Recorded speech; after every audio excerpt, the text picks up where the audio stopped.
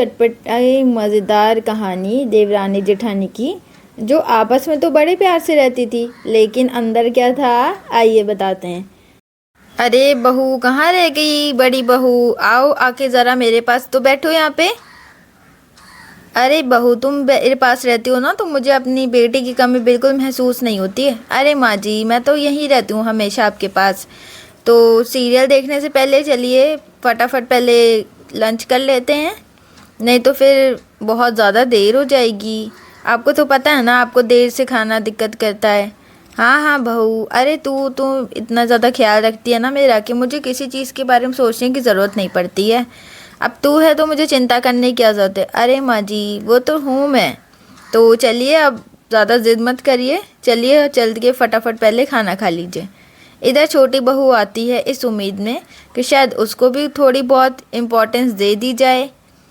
अरे माँ जी मैंने ना खाना लगा दिया है टेबल पे, चलिए चल के सब लोग खा लेते हैं, आप लोग टीवी बाद में देख लीजिएगा। अरे सविता तूने क्यों रख दिया टेबल पे, मैं खुद आके कर देती माँ जी के लिए, बेकार में परेशान होने की क्या ज़रूरत है। अरे दीदी आप इतना काम करती हैं तो थोड़े बहुत तो काम मुझे भी करने दिया करिए, कह के छोटी देवरानी टीवी बंद कर देती है और तीनों चले जाते हैं खाना खाने के लिए। वहाँ खाने की टेबल पे जब उनका बड़ा बेटा तारीफ़ करता है कि हाँ खाना तो बहुत ज़्यादा बढ़िया बना है, तो बड़ी बहू के बोलने से पहले ही झट से छोटी बहू बोल देती है। बिना कुछ सोचे समझे छोटी देवरानी फटाफट बोल देती, हाँ हाँ भैया आज तो पूरा खाना मैंने ही बनाया है, दीदी तो बस आज आराम ही कर रही थी, उनकी तबीयत ठीक नहीं थी। अरे आराम कब किया, मैं तो छत पे सारे कपड़े सुखा रही थी। नहीं दीदी वो आप, मुझे लगा ना आप कमरे में आराम कर रही हैं, क्योंकि आपने बोला था आपकी तबीयत ठीक नहीं है ना। अरे दीदी ठीक है ना, चलता है इतना तो, आपने थोड़ा बहुत आराम कर लिया तो क्या हो गया, आज मैंने खाना बना दिया, डेली तो आप ही खाना नाश्ता बनाती रहती हैं। ये सब सास देख रही होती है और बोलती है, अरे ये तो तूने बहुत अच्छा किया पायल, मुझे तेरा ये आइडिया बहुत अच्छा लगा। हर रोज आज छोटी बहू की बहुत ज़्यादा तारीफ होती है। इस चक्कर में छोटी देवरानी की तो खुशी का ठिकाना ही नहीं था, क्योंकि आज बड़ी बहू की तो कुछ बात ही कोई नहीं कर रहा था और उसे बुरा भी बहुत लगता है, तब भी वो कुछ भी नहीं बोलती और ऐसे ही कुछ दिन निकलते हैं। एक दिन सास बुला रही होती है कि अरे बड़ी बहू कहाँ रह गई, खाना निकालना भूल गई क्या आज मेरा, पता नहीं कहाँ ध्यान रहता है आजकल बड़ी बहू का। इधर बड़ी बहू नहाने जा रही होती है तो छोटी देवरानी से कह देती है कि तुम खाना बना लेना और उसके बाद माँ जी के लिए खाना निकाल देना, लेकिन ये सब छोटी देवरानी तो नहीं बताती है किसी को। वो डायरेक्टली आके माँ जी से बोलती है कि अरे माँ, सासू माँ, वो ना भाभी का तो आजकल ध्यान ही नहीं रहता है, सिर्फ अपने मायके में लगी रहती हैं, तो मैंने सोचा मैं ही आपका खाना निकाल दूँ, जिससे कि आपका खाने में दवाइयों में देर ना हो। हाँ हाँ छोटी बहू तू तो बहुत ज़्यादा ख्याल रखने लगी आजकल मेरा, बड़ी बहू का तो ध्यान ही नहीं रहता आजकल घर में, पता नहीं क्या हर समय अपने मायके में लगी रहती है, बहुत ज़्यादा ध्यान नहीं देती है।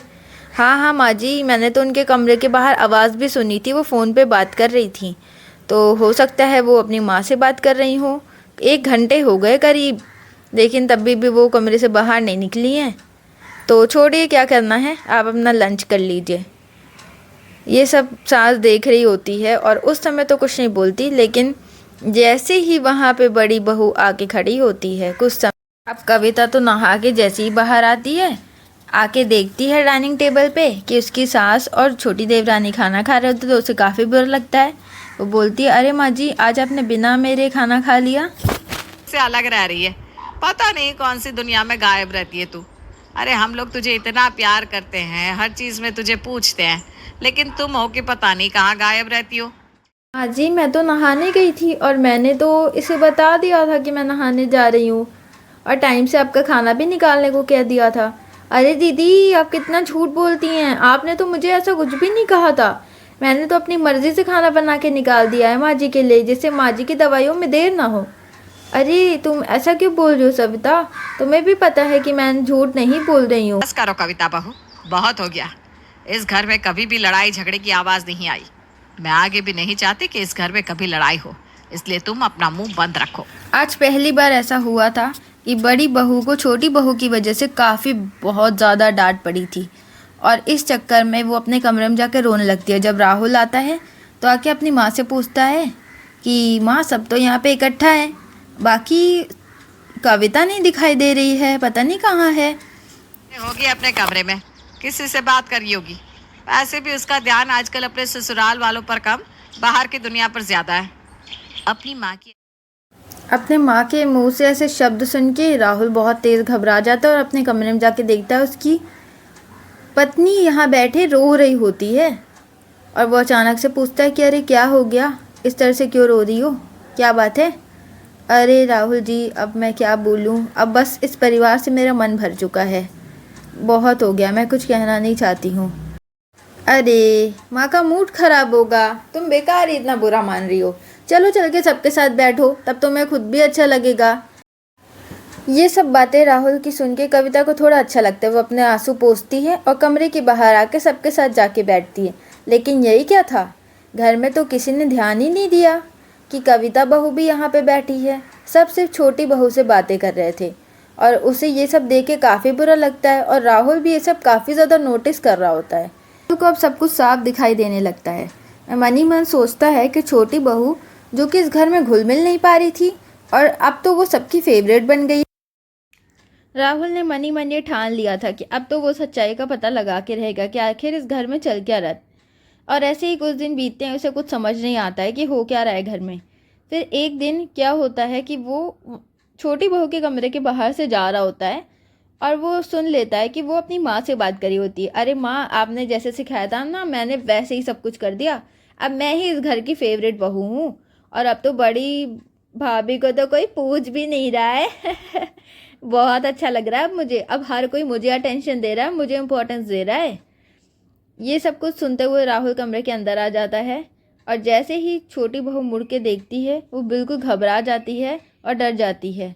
राहुल कहता है अब एक शब्द भी मुझे नहीं सुनना है, मेरी पत्नी ने इस घर के लिए क्या क्या नहीं किया और तुमने सब एक झटके में ख़राब कर दिया। तुम्हें पता भी है कि तुमने क्या किया है उसके साथ। भैया मुझे माफ़ कर दीजिए, मुझे पता है कि मुझसे बहुत बड़ी भूल हो गई है और आप जो कह रहे हैं सही कह रहे हैं। मैं अब सच सच बताओ कि तुम्हारे मन में क्या था, तुमने क्यों इस तरह से किया है मेरी पत्नी के साथ। मैंने इतना सब कुछ करा है घर वालों के लिए, उसके बाद भी मेरी पत्नी की कोई इज्जत नहीं है मेरे घर में। अब सच बताओ कि मैं माँ के पास ले चलूँ। सब सुन के अब छोटी देवरानी तो डर जाती है और वो कहती है नहीं नहीं भैया, ऐसा बिल्कुल भी मत करिए। आंखों में आंसू भर के बोलती है मुझे अपनी गलती का पछतावा हो चुका है, लेकिन बस एक बात है कि आप माँ जी को या घर के किसी सदस्य को कुछ भी मत बताइएगा। अब से मैं ऐसी कोई भी गलती नहीं करूँगी कि भाभी की इज्जत पे कुछ भी आँच आए। अब सब कुछ सही हो जाएगा भैया, लेकिन बस आप घर में किसी को भी कुछ मत बताइएगा, मैं सब कुछ खुद ही सही कर दूँगी। और ये सब कह के वो अपनी गलती से माफ़ी मांगती है और पछतावा दिखाती है। राहुल कहता है ठीक है, अब मैं कुछ दिन में देखूंगा कि तुम क्या सही कर देती हो। और तुम सोचो कि तुमने इस तरह से करा है, तुमने थोड़े दिन कोई तुम्हें नोटिस नहीं करा तो तुमको इतना बुरा लग गया, और उसकी तो 5-6 साल की मेहनत तुमने एक बार में ख़राब कर दी, तो सोचो उसको कितना ज़्यादा बुरा लग रहा होगा। वो अपनी वाइफ की सारी बातें बताता है छोटी देवरानी को। कहता है ठीक है, मैं तुम्हें गलती सुधारने का मौका देता हूँ, तुम्हारे पास 1-2 हफ्तों का समय है, उसके बाद मैं जाके माँ को सब कुछ बता दूंगा। ये सब इन दोनों की बात हो जाती है। उसके बाद छोटी देवरानी अपनी गलती मान लेती है और वह खुद भी सब कुछ सही करने की कोशिश करती है। और फिर उसके बाद ये सब कह के राहुल कमरे से चला जाता है। धीरे धीरे घर का माहौल भी काफ़ी ज़्यादा अच्छा हो जाता है और सब बड़ी बहू को भी बहुत ज़्यादा रिस्पेक्ट और इम्पोर्टेंस देने लगते हैं। और फिर उसके बाद छोटी देवरानी पे लाइन पे आ जाती है। फिर सब हंसी खुशी के साथ में रहने लगते